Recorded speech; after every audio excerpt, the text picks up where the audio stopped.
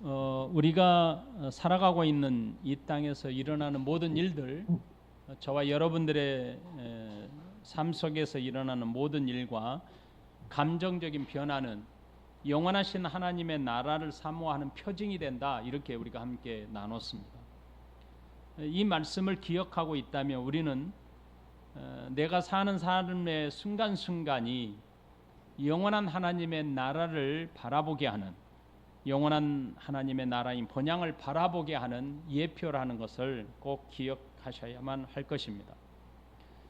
그런 의미에서 내가 살고 있는, 아니면 내가 살면서 맞닥뜨리는 크고 작은 일들, 내게 일어나는 모든 사건들은 실제로 하나님의 나라를 가르치는 표지인 것입니다. 여러분, 길거리 가다 보면은 목적지를 가리키는 표지가 실제로 붙어 있습니다. 그런데 그 표지는 장차 도래할 것, 앞으로 내가 가면 맞닥뜨릴 것을 예고하는 것 아닙니까? 우리가 운전하면서 고속도로에서 청주까지 몇 킬로다 남아있는 표지판을 보게 되면 그 표지판이 청주라고 생각하는 사람은 이 땅에 한 사람도 없을 것입니다. 만일 청주 50km라고 붙어 있으면 청주라는 실제 도시가, 실체가 50km를 달려가면 나타난다는 것을 예고적으로 알게 되는 것이죠. 이처럼 이 땅에 살아가고 그리고 사는 우리 믿음의 선진들은 모든 삶의 여정 가운데 한순간도 그 표지를 놓치지 않았다는 것입니다. 자신들의 본향인 하나님의 나라를 그 어떤 한순간도 잊지 않았다는 데 있습니다. 그래서 우리가 지난주에 함께 나눴던 13절에서 이렇게 고백해 주고 있습니다. 이 사람들은 다 믿음을 따라 죽었으며 약속을 받지 못하였으되 그것들을 멀리서 보고 환영하며 또 땅에서는 외국인과 나그네임을 증언하였다. 이렇게 고백하고 있지 않습니까? 그들은 이 땅에서 살면서 표지를 바라보며 아직 주어지지는 않았지만, 아직 그것이 내 실체로 내게 주어지지는 않았지만 앞으로 나타날 것이다라는 것을 바라보며 살았다는 것입니다. 이 삶이 성경은 외국인과 나그네다 이렇게 표현합니다. 그러니까 자신들은 이 땅에 살면서 나는 외국인과 나그네입니다라고 실제적으로 고백하며 살았다는 겁니다. 운전하는 운전자가 50km 남아있는 표지를 바라보며 내가 지금 지나가고 있습니다라고 말하는 것과 똑같은 거죠. 자신들이 살고 있는 삶의 여정이 나는 잠시 머물다가 가는 것입니다 라고 고백하는 삶을 살았다는 것입니다. 믿음의 선진들은 본향을 향해 걸어가는 나그네임을 알고 살았습니다. 이게 바로 믿음으로 살았다는 뜻입니다. 그리고 그들은 그 믿음을 따라 죽었습니다. 14절은 바로 그들의 예표적인 삶의 모습을 가진 믿음의 사람들이 구체적으로 어떤 삶을 살았는지 그 삶의 여정을 기록해주고 있습니다. 14절 보십시오.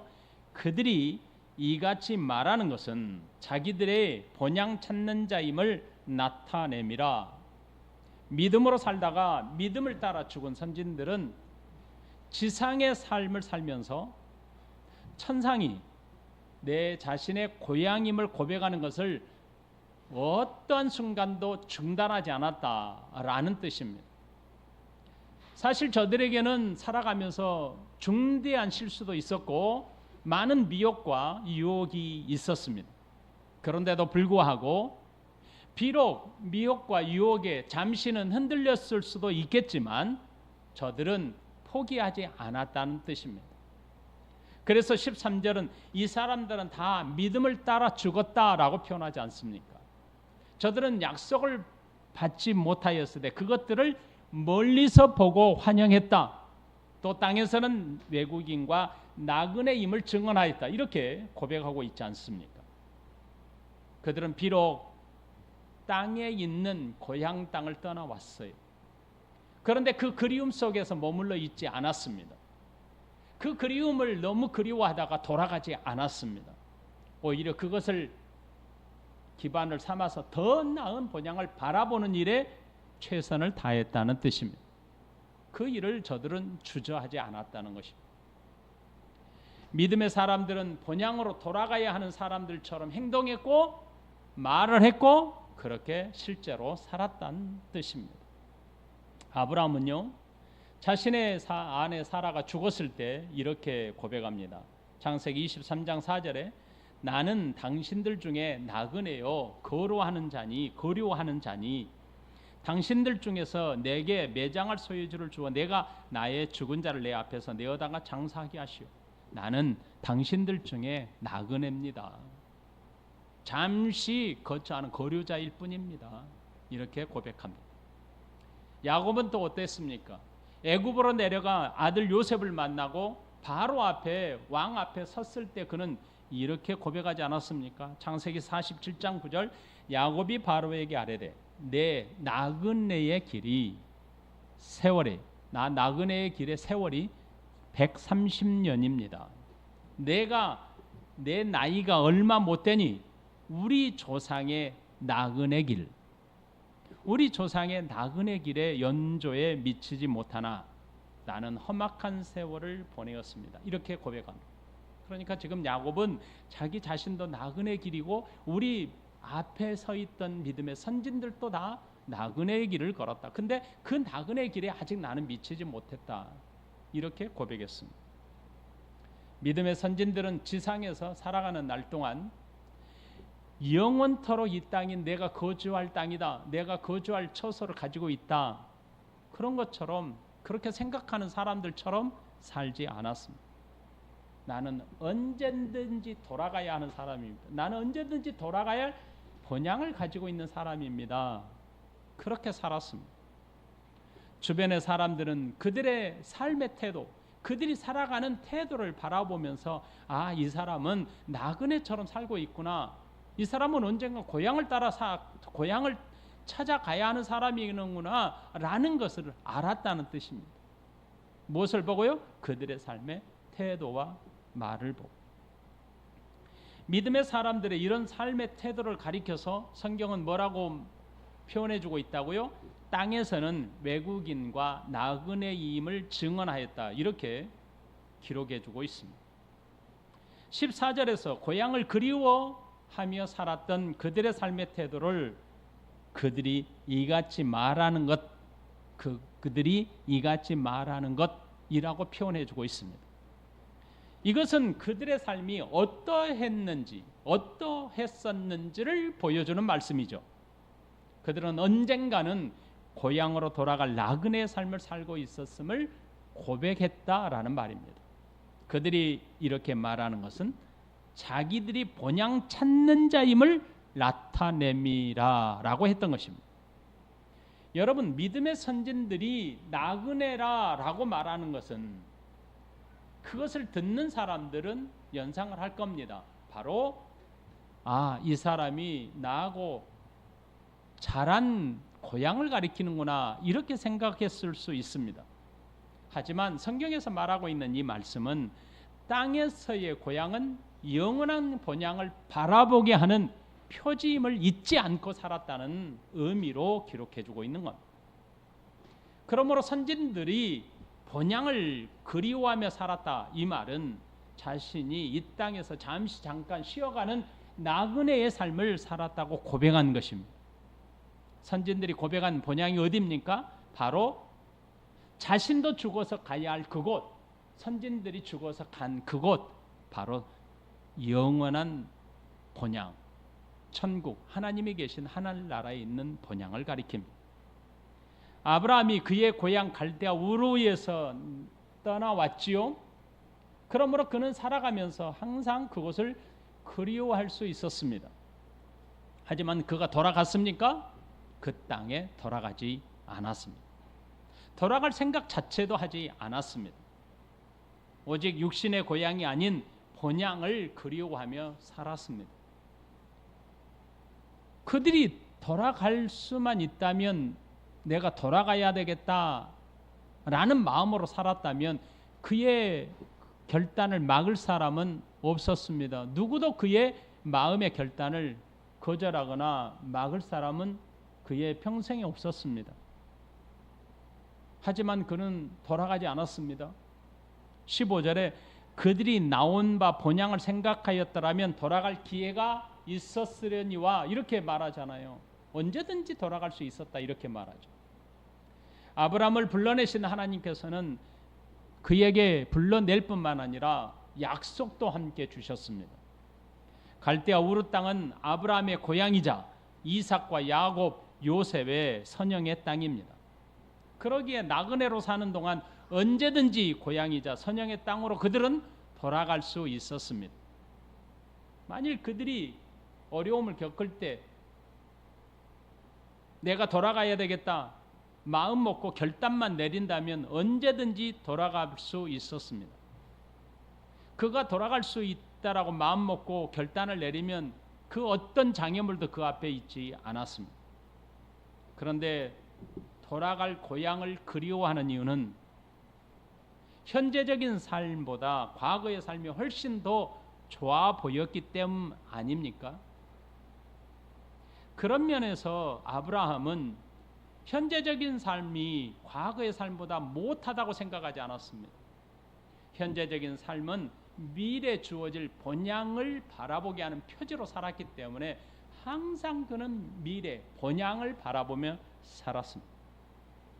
현재를 살아가는 동안 우리는 고난과 역경이 우리 곁을 한순간도 떠나지 않음을 잘 압니다.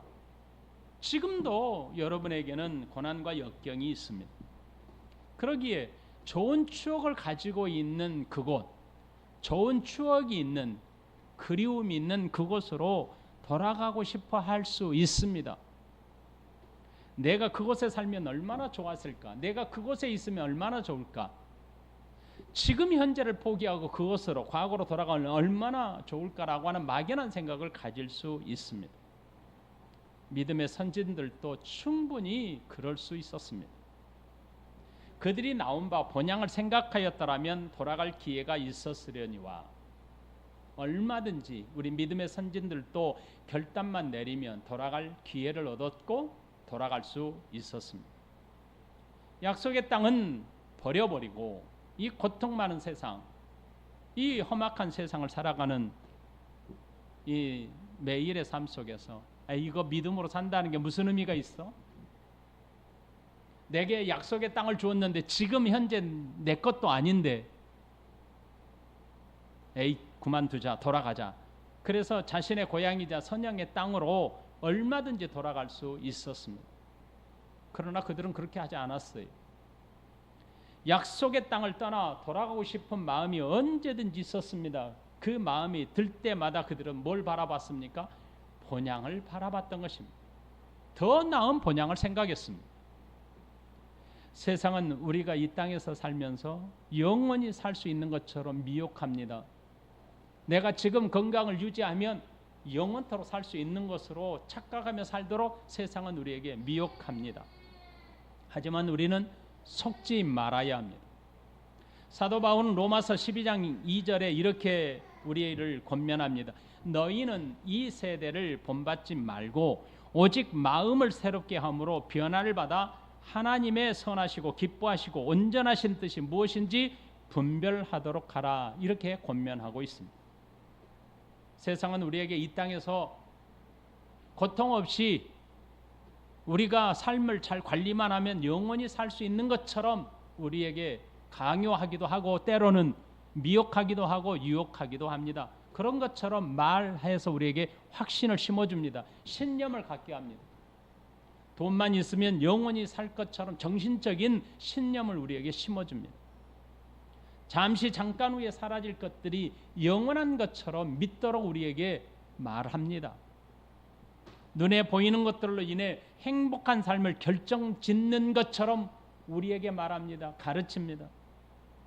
이런 미혹은 마지막 때가 가까이 올수록 더 극성이 우리에게 가까이 더 말을 할 것입니다.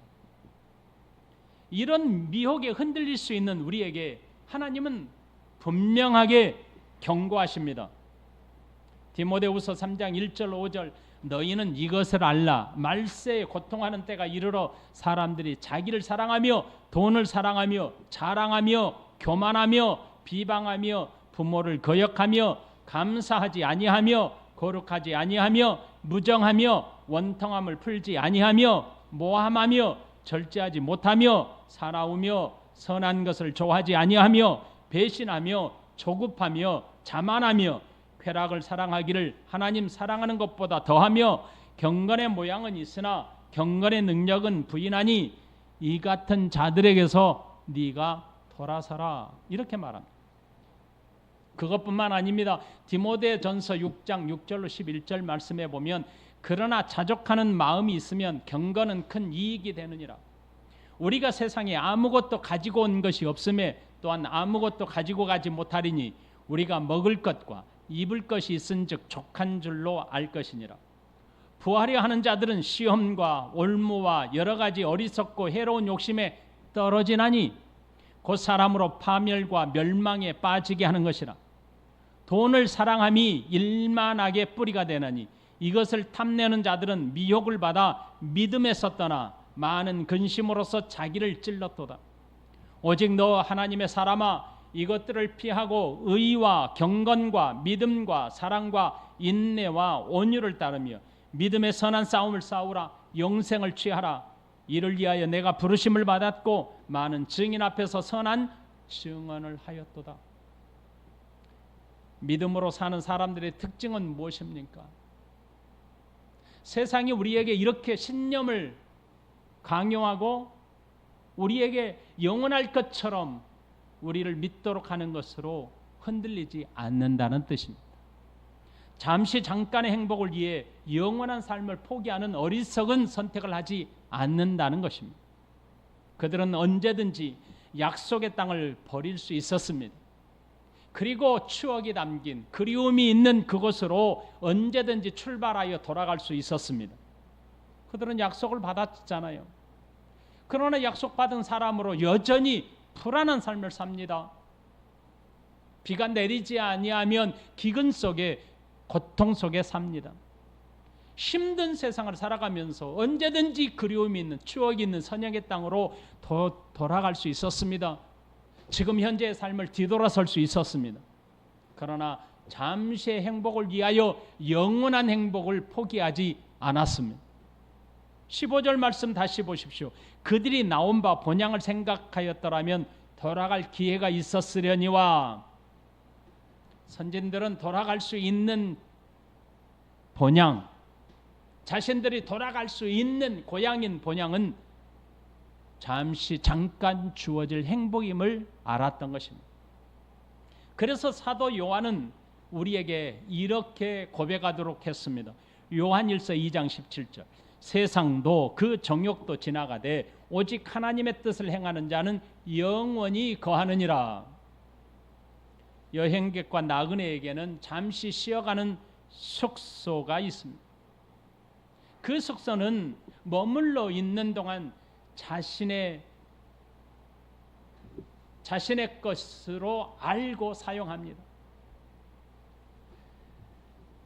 이곳이 자신의 본향이 아님을 너무나 잘 아는 사람입니다. 그 숙소에서 머무는 순간에는 모든 것이 자신의 것인 줄 알고 사용하면서 살아갑니다. 하지만 떠나는 그 순간에는 내 것이 아님을 고백해야만 합니다. 그대로 놓고 떠나는 것이 나그네 여행객 아닙니까? 우리가 이 세상을 사는 동안 하나님께서 주신 모든 것을 누리며 삽니다. 그것도 내 것인 것처럼 누리며 삽니다. 매일 마시는 공기를 생각하십시오. 내 것입니까? 아니잖아요. 그런데도 불구하고 내 것인 것처럼 마시고 살잖아요. 하늘에서 내리쬐는 햇볕을 보십시오. 우리가 매일 마시는 물을 보십시오. 이 모든 것들은 사실은 내가 태어나면서 가지고 오지 않았습니다. 하나님이 선물로 주신 겁니다. 세상에서 마음껏 누리며 좋은 것을 먹고 마시며 이 세상에서 살아갑니다. 내 것인 것처럼 삽니다. 하지만 본향을 향해 가야 할 때는 모든 것을 내려놓아야만 합니다. 왜요? 내 것이 아니잖아요. 지금까지 내 것으로 알고 살아왔던 모든 것을 내 것으로 주장할 수 있는 것은 없다라고 고백해야만 이 세상을 떠나갈 수 있습니다. 이것이 나그네와 여행객입니다. 믿음으로 살다가 믿음을 따라 죽은 우리 선진들은 고향을 그리워했습니다. 하지만 더 나은 본향을 바라보며 살았습니다. 성경은 그들의 삶의 모습을 이렇게 기록해 줍니다. 16절, 그들이 이제는 더 나은 본향을 사모하니 곧 하늘에 있는 것이라. 이러므로 하나님이 그들의 하나님이라 일컬음 받으심을 부끄러워하지 아니하시고 그들을 위하여 한 성을 예비하셨느니라. 선진들이 지상에서의 사는 삶은 항상 행복하지만은 않았습니다. 그들에게는 고난과 슬픔, 역경 속에 있었습니다. 그때마다 그들은 고향을 생각했습니다. 그리고 언젠가는 자신이 안식할 영원한 고향을 바라보았습니다. 그렇다고 하나님께서 허락하신 약속의 땅을 버릴 생각조차 하지 않았다는 데 큰 의미가 있습니다. 오히려 고향이 그리울 때 그들은 더 나은 본향을 생각했습니다. 그들이 가야 할 땅은 지상에 있는 땅이 아니었습니다. 지상에 있는 것보다 더 나은 본향을 사모하며 살았습니다. 그것은 곧 하늘에 있는 곳이었습니다. 그들은 천국을 바라보며 살았습니다. 본문에서 사모하다라는 단어는 그야말로 갈망하다, 열망하다는 뜻입니다. 뭔가를 갖기를 바라보며 뭔가를 바라보면서 그것을 갖고자 뜨겁고 열정적인 삶을 살았다는 뜻입니다. 그래서 이렇게 해석하는 게 좋겠습니다. 더 나은 본향에 완전히 빠져서 살았다. 이렇게 의미를 해석함이 좋을 것 같습니다. 여러분 가끔 사랑에 빠졌다라는 단어를 사용하잖아요.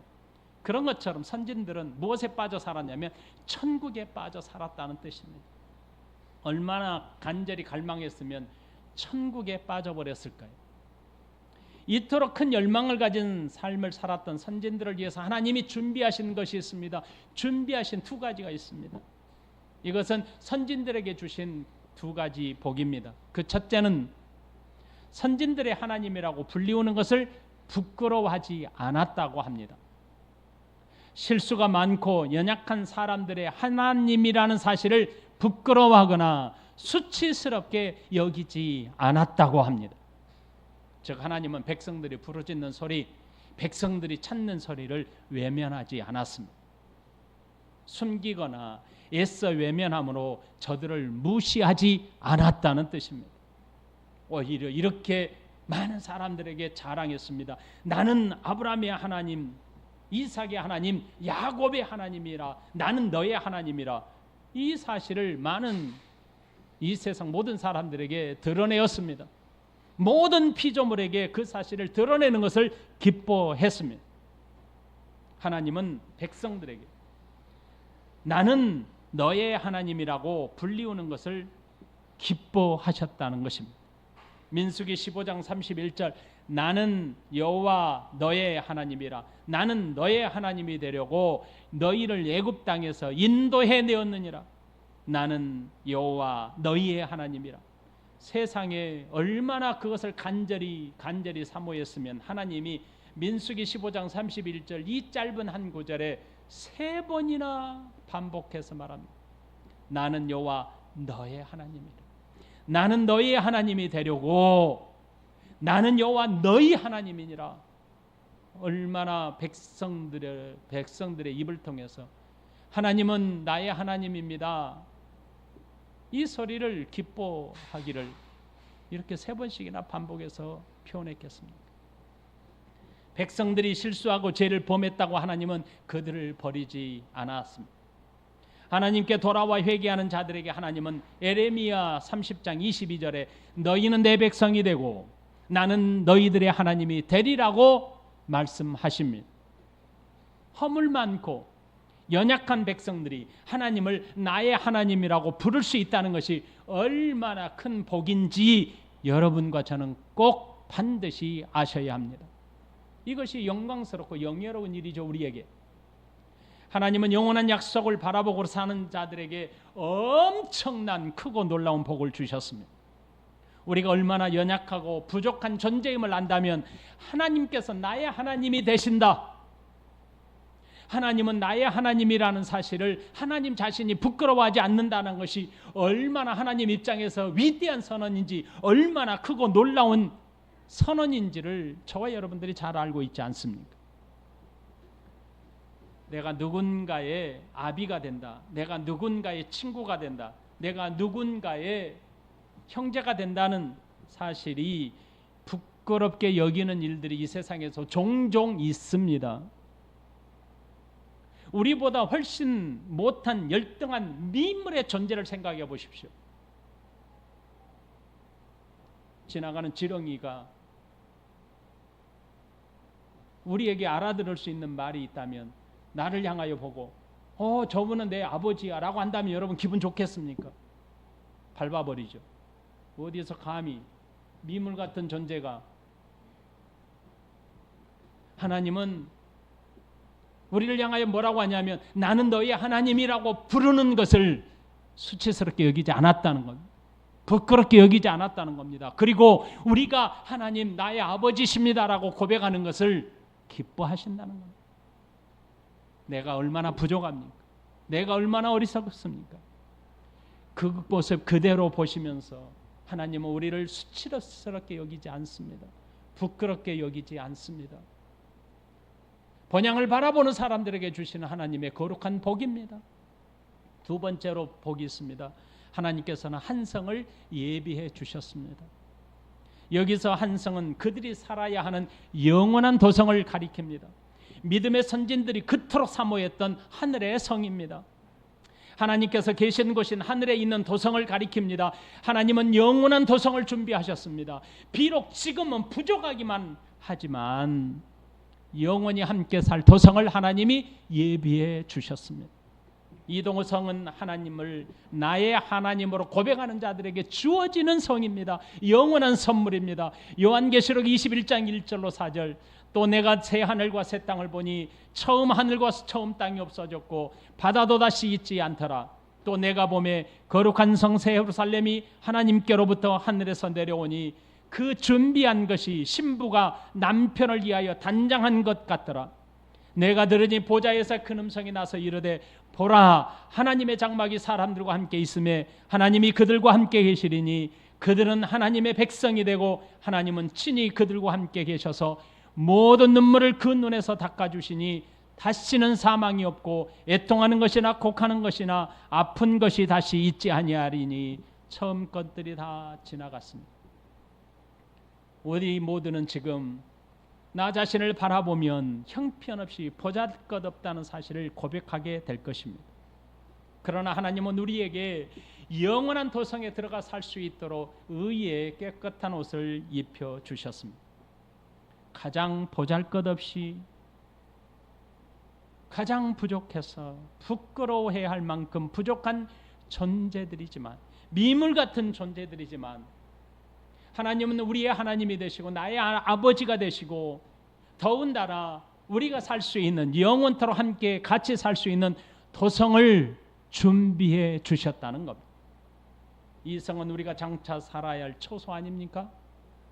우리가 사는 지상의 장막은 언젠가는 무너지고 말 것입니다. 그러기에 영원히 무너지지 않은 성, 영원히 무너질 수 없는 도성을 하나님이 친히 준비해 주셨다는 겁니다.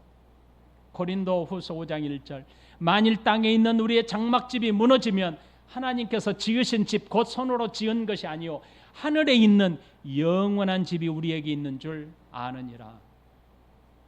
여러분, 만일 나그네와 외국인이 자신이 돌아가야 할 본향이 없다면 지금 있는 곳이 얼마나 불안할까요? 얼마나 힘들고 고통스러운 세월을 보내야만 할까요? 만일 그에게 돌아갈 본향이 준비되어 있다면 비록 현재가 어렵고 힘들고 고통스러운 삶이지만 견디어내고 이겨낼 수 있지 않겠습니까? 믿음으로 살고 믿음을 따라 죽는 우리 모두를 위해서 하나님은 나의 하나님이 되시고 내가 본향에 가서 실 영원한 초소를 준비해 주셨답니다. 그러므로 이겨낼 수 있지 않습니까? 지금 이 순간을 이겨낼 수 있지 않습니까? 우리는 이 세상에서 사는 날은 잠시 지나가는 나그네와 외국인의 삶입니다. 그런 우리를 위해 영원히 무너지지 않는 초소를 준비하신 하나님께 감사를 드립니다. 말씀을 정리하겠습니다.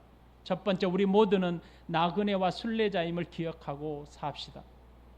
그러므로 불편하고 고통스러움이 있을 수 있습니다.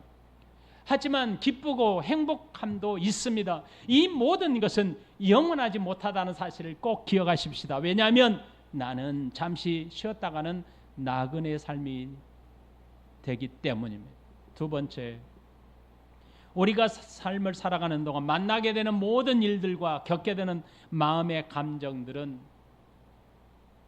깊이 생각해 보면 사실은 영원한 본향을 바라보게 되는 예표임을 기억하며 삽시다. 내 마음에서 일어나는 모든 감정들은 영원한 하나님의 나라를 가르치는 표지임을 잊지 마십시다. 선진들은 고향을 그리워하는 것을 본향의 예표로 생각하며 살았습니다. 그들은 본향을 사모하며 살았습니다. 본향에 푹 빠져 완전히 빠져버려 살았습니다. 그 은혜가 우리 모두에게 있기를 축원합니다. 세 번째, 나그네의 삶을 사는 동안 포기하지 마십시오. 세상은 모든 미혹에 넘어져 영원하신 하나님의 나라를 포기하는 어리석은 삶을 살도록 신념을 줍니다. 좋은 것을 보여줍니다. 그리고 자꾸만 옛날 것을 기억하며 추억하며 살게 합니다. 그런 어리석은 삶을 살지 마십시오.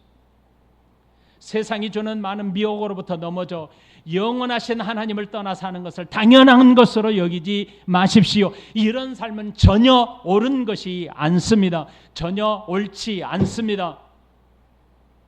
내가 지금은 잠시 떠나 있다가 다시 돌아오겠다, 잠시 옛날로 돌아갔다가 다시 돌아오겠다는 마음도 갖지 마십시오. 옳지 않습니다. 바른 것이 아닙니다.